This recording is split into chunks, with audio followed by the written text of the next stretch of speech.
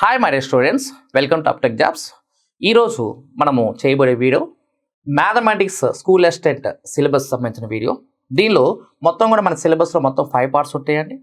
దీనిలో first part ముందుగా GK and current affairs 10 marks, ఆ తర్వాత perspective in education 5 marks, class room implication of education psychology 5 marks, content 40 marks and methodology 20 marks. దీనిలో చూస్తే maximum weightage ఉండేది content and methodology. ఈరోజు మనం ఈ వీడియోలో మెథడాలజీ సంబంధించిన ఇండెక్స్ తీసుకొని దానిలో ఏ టాపిక్ ఎన్ని మార్క్స్ అనేది చూద్దాము. Okay, right. ఇక్కడ ఎప్పుడు కూడా మనము కంటెంట్ని మెథడాలజీని ఎప్పుడు సపరేట్ చేయకూడదండి. కంటెంట్ అనేది అండ్ మెథడాలజీ అనేది రెండు కూడా సిస్టర్స్ లాంటివి లేదా బ్రదర్స్ లాంటివి. కంటెంట్ అనేది ఏం చెప్తుంది అంటే దానిలో ఉండే ప్రాబ్లమ్స్ ఎలా సాల్వ్ చేయాలో చెప్తే, మెథడాలజీ అనేది హౌ టు టీచ్ అనేది చెప్తుంది. స్టూడెంట్కి ఎప్పుడైనా సరే నువ్వు బాగా నేర్పించాలంటే ఫస్ట్ నువ్వు చేయాల్సింది హౌ టు టీచ్ అనేది బాగా నేర్చుకోవాలి. అది చెప్పేది ఈ మెథడాలజీ. అలా చేయడానికి ఖచ్చితంగా ఇట్ డిపెండ్స్ ఆన్ సైకాలజీ. కాబట్టి ఆ సైకాలజీ మనం తెలియజేసేది ఇక్కడ ఉన్న 11 టాపిక్స్ అన్నమాట. ఈ టాపిక్స్లో ముందుగా మొదటి టాపిక్ ఒకసారి నేను ఇండెక్స్ మొత్తం లిస్ట్ అవుట్ చేశాను, దానికి ఒకసారి నేను చదువుతాను. గణితం యొక్క అర్థము, నిర్వచనాల స్వభావం మరియు చరిత్ర. ఇది ఫస్ట్ టాపిక్ అండి. టాపిక్ నెంబర్ 2 గణిత శాస్త్రవేత్తలు. టాపిక్ నెంబర్ 3 లక్ష్యాలు, ఉద్దేశాలు మరియు విలువలు. 4th టాపిక్ విద్యా ప్రణాళిక మరియు పాఠ్యపుస్తకము. 5th టాపిక్ గణిత బోధనా పద్ధతులు. 6th టాపిక్ గణితంలో unit plan, year plan, lesson planning.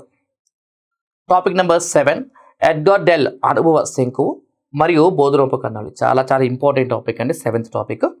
Next 8th topic ప్రతిభావంతులైన విద్యార్థులు మరియు మందబుద్ధులు. నెక్స్ట్ 9th టాపిక్ బోధనా సాంకేతికత, మౌఖిక పరీక్ష, వ్రాత పరీక్ష మరియు అసైన్మెంట్స్. నెక్స్ట్ 10th టాపిక్ గణిత క్లబ్ మరియు గణిత నిర్మాణము. 11th టాపిక్ మూల్యాంకన రకాలు. ఇది మొత్తం కూడా 11 టాపిక్స్. ఇప్పుడు మనం ఏం చేద్దామంటే టాపిక్ని ఊరికే జస్ట్ బ్రీఫ్ చేస్తూ ఏ టాపిక్ ఎన్ని మార్క్స్ వెయిటేజ్ అనేది చూద్దాము. ముందుగా ఓకే, టాపిక్ నెంబర్ 1 అండి. ఇది ఫస్ట్ టాపిక్ గణితం యొక్క అర్థము, నిర్వచనాలు, స్వభావము మరియు చరిత్ర. ఇది ఫస్ట్ టాపిక్ అండి. దీనికి మ్యాక్సిమం మనకి 2 క్వశ్చన్స్ వచ్చే అవకాశం ఉంది. అంటే 2 క్వశ్చన్స్ అంటే 1 మార్క్ అనమాట. జనరల్గా ఏదైనా సరే ఒక మనిషి మనం పరిచయం చేసేది ఎప్పుడైనా సరే వాడి యొక్క నేచర్.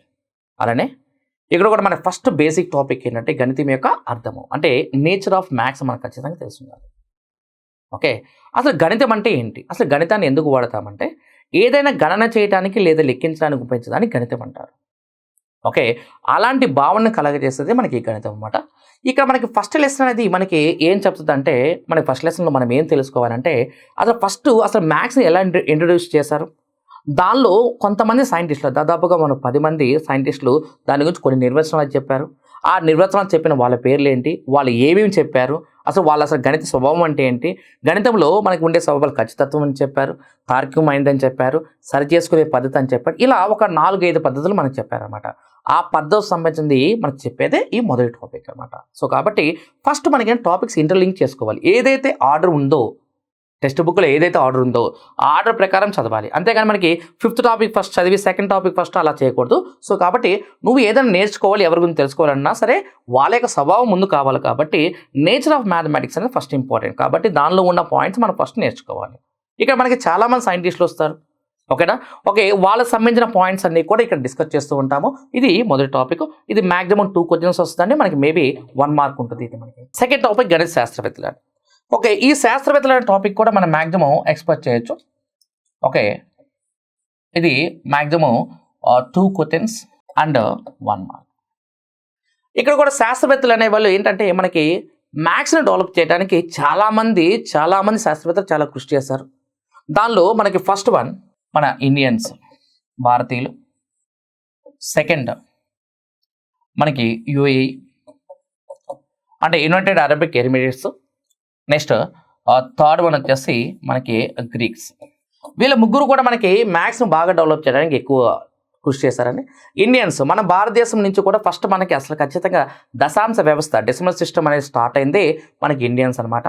భారతదేశంలో మనం ముందుగా తీసుకుంటే మనకి గొప్ప సైంటిస్టులు వచ్చేసి భాస్కరాచార్యుడు, బ్రహ్మగుప్తుడు, ఆర్యభట్ట, ఆ తర్వాత శ్రీనివాస రామానుజన్. ఈ 4 గురించి మనము డిస్కస్ చేయాల్సి ఉంటుంది. ఓకే, ఇండియన్స్లో ఉండే మ్యాక్సిమం మనకుండే గణిత శాస్త్రవేత్తలు ఎవరంటే 4. ఆ 4 గురించి మనకి ఎక్కువగా క్వశ్చన్స్ వచ్చే అవకాశం ఉంటుంది. సో మన భారతీయులు మనకి ఇక్కడ ఈ యొక్క సంఖ్యా వ్యవస్థను డెసిమల్ సిస్టంలో బాగా డెవలప్ చేస్తే ఈ యొక్క అరబిక్ ఎమిరేట్స్లో మనకి బాగా డెవలప్ అయింది ఆల్జీబ్రా. ఓకే, బీజగణితం అనేది ఇక్కడ డెవలప్ చేశారు. ఇక ఈ గ్రీక్స్ అనేవాళ్ళు మనం ఏం చేస్తారంటే ఈజిప్ట్కి వెళ్ళి అక్కడ ఉన్న జామెట్రీ మొత్తం కూడా నేర్చుకొని ఆ పిరమిడ్స్ చూసి వాటి నుంచి మనం నేర్చుకున్నారు. వీళ్ళలో మనకి ముందుగా ఆద్యుడు ఎవరంటే థేల్స్. ఆ థేల్స్ తర్వాత మనకి పైథాగరస్ వస్తాడు, పైథాగరస్ తర్వాత యూక్లిడ్ వస్తాడు, యూక్లిడ్ తర్వాత మనకి ప్లేటో వస్తాడు. ఇట్లా మనకి కొంతమంది సైంటిస్టుల యొక్క లిస్ట్ వస్తుంది అనమాట. సో కాబట్టి ఎక్కువ జామెట్రీని మనకి బాగా డెవలప్ చేసిన దేశం ఏదైనా ఉందంటే అది గ్రీక్ అనమాట. సో కాబట్టి ఈ సైంటిస్ట్ సంబంధించిన వివరాలన్నీ కూడా ఈ టాపిక్లో మనకు తెలుస్తుంది. ఇది గణిత శాస్త్రం సంబంధించిన సెకండ్ టాపిక్ అనమాట. Topic number 3, third one. దీనిలో లక్ష్యాలు, ఉద్దేశాలు మరియు విలువలు. లక్ష్యాలు, ఉద్దేశాలు మరియు విలువలు. అసలు ఉద్దేశం అంటే ఏంటి అంటే జనరల్గా మీరు ఎలా ఫీల్ అవ్వాలంటే ఒక టీచర్ బోధించేటప్పుడు ఇక్కడ ఏంటంటే చాలామంది చాలా రకాలుగా ఆలోచిస్తారు. నువ్వు మెథడాలజీ చదివేటప్పుడు స్టూడెంట్లా కాకుండా టీచర్లా ఆలోచించు. ఫస్ట్ దీనిలో ఇక్కడ ఉన్న ఈ థాట్ టాపిక్లో నువ్వు ఫస్ట్ ఫీల్ అవ్వాల్సింది ఏంటంటే ఉద్దేశము. అసలు ఉద్దేశం ఏంటి అంటే ఒక టీచర్కి ముందుగా ఏమి ఉద్దేశం ఉంటుందంటే ఏమి చెప్పాలి, ఏమి బోధించాలనే ఉద్దేశం ఉంటుందని. అంటే విద్యార్థులకి ఏమి చెప్పాలనే ఉద్దేశం ఉంటుంది కదా, దాన్ని మనము దీని ఉద్దేశం అంటాము. అంటే అసలు స్టూడెంట్స్కి మనము ఏమి చెప్పాలి, ఏమి నేర్పించాలి అనేది ఉద్దేశము. అయితే ఈ ఉద్దేశాలని మనము చిన్న చిన్న ఆచరణ కార్యక్రమాలుగా మార్చి ఆ ఉద్దేశాన్ని చిన్న చిన్న ఆచరణ కార్యక్రమాలుగా మార్చేసి ఆ ఉద్దేశాన్ని సాధించడానికి ఉపయోగించే వాటినే ఏమంటామంటే లక్ష్యాలు అంటాము. ఏమంటాము? లక్ష్యాలు అంటాము. వీటిని లక్ష్యాలు అంటాము. ఈ లక్ష్యాలు చూడండి, ఈ లక్ష్యాలు సాధించడానికి మనము ఏర్పాటు చేసుకున్న సోపానాలు ఉంటాయి కదా, మనము ఏర్పాటు చేసుకునే సోపానాలని వీటిని ఏమంటామంటే స్పష్టీకరణలు అంటాము. అది స్పష్టీకరణలు. ఓకేనా? ఈ స్పష్టీకరణలు అనేది ఒక విద్యార్థిలో తీసుకెళ్లటం వల్ల వాడిలో కలిగే వాటిని మనం ఏమంటామంటే విలువలు అంటాం. అంటే వాళ్ళలో కొంత మార్పు ఉంటుంది కదా, మనం ఇక్కడ ఆ మార్పు తీసుకురావటాన్ని ఏమంటామంటే విలువలు అంటాము. మనము ఏ ఉద్దేశంతో స్టార్ట్ అయ్యామో, విద్యార్థులు ఏదైతే మార్పు కోరుకుంటామో ఆ మార్పును ఉద్దేశించి మనం చేసేదాన్ని మన ఉద్దేశాలు అంటాము. ఆ ఉద్దేశం చిన్న చిన్న ఆచరణ కార్యక్రమాలుగా మనం చేసేదాన్ని మనము లక్ష్యాలు అంటాము. ఆ లక్ష్యాలకు ఉపయోగపడే సోపానం స్పష్టీకరణ అంటాము. ఆ స్పష్టీకరణ విద్యార్థులు వెళ్ళటం వల్ల వాళ్ళు పెంపొందించే ఆ శక్తిని ఏమంటామంటే విలువలు అంటాము. ఇది టాపిక్ నెంబర్ 3 అండి. ఆ తర్వాత విద్యా ప్రణాళిక మరియు పాఠ్యపుస్తకము. మరి అసలు విద్యా ప్రణాళిక అంటే ఏంటి? ఈ విద్యా ప్రణాళిక అంటే ఏం లేదు సార్, ఇక గవర్నమెంట్ నుంచి స్కూల్ వరకు ఒక రకమైన కరికులం అనేది ఫాలో అవుతూ ఉంటుంది. మనకి గవర్నమెంట్ అనేది ప్రతి 10 సంవత్సరాలకు ఒకసారి మన యొక్క విద్యా ప్రణాళికని మారుస్తూ ఉంటుంది అనమాట. ఎన్ని ఇయర్స్కి ఒకసారి? 10 ఇయర్స్కి ఒకసారి మారుస్తూ ఉంటుంది. ఇది 10 సంవత్సరాలకి ఒకసారి మనకి విద్యా ప్రణాళిక మారుతూ ఉంటుంది. అలానే 10 ఇయర్స్కి లేదా 5 ఇయర్స్కి ఒకసారి మన టెక్స్ట్ బుక్ ఫాలో అవుతూ ఉంటాము. సో కాబట్టి అలా టెక్స్ట్ బుక్ మార్చేవి మనకి ఇక్కడ NCF మనకి దానికోసం పనిచేసేవి ఎవరెవరు అంటే NCF 2005 ఒకటి. ఆ తర్వాత నెక్స్ట్ RD యాక్ట్ 2009 ఒకటి. ఆ తర్వాత SCF 2011 ఒకటి. వీటి ఆధారంగా మన పుస్తకాలు మనకి విద్యా ప్రణాళిక గవర్నమెంట్ ఏర్పాటు చేస్తూ ఉంటుంది. సో వీటి ప్రకారం మాత్రమే మన పాఠ్య పుస్తకాలు విద్యా ప్రణాళిక మారుతూ ఉంటుంది. అంటే అసలు విద్యా ప్రణాళిక అంటే ఏంటి? అంటే కరికులం అనేది అంటాం కదా.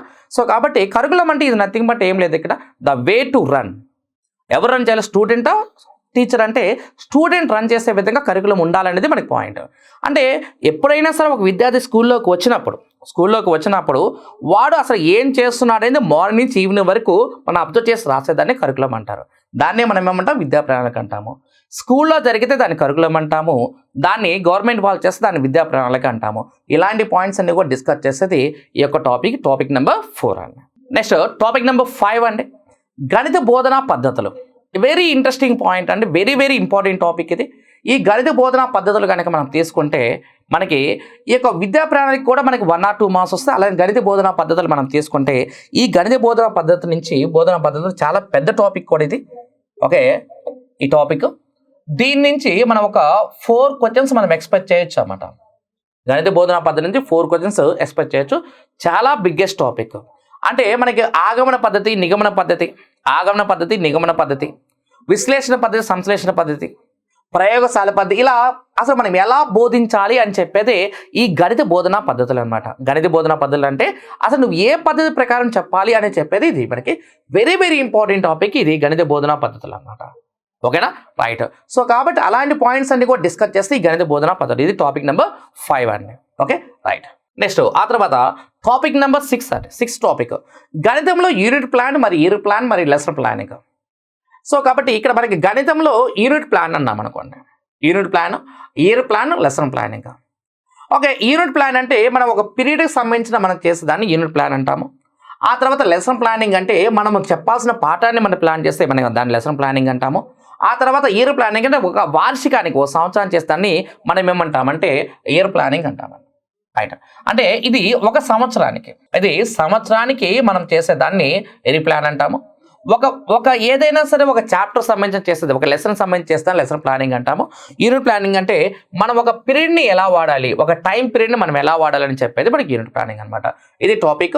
దీని నుంచి మేబీ మనకి ఎక్స్పెక్ట్ చేస్తే ఒక 1 క్వశ్చన్ మనం ఎక్స్పెక్ట్ చేయొచ్చు. ఓకే, ఏవైతే నేను వెయిటేజ్ చెప్తున్నానో ఆ వెయిటేజ్ ప్రకారం మాత్రమే మీరు ప్రిపేర్ అవ్వండి.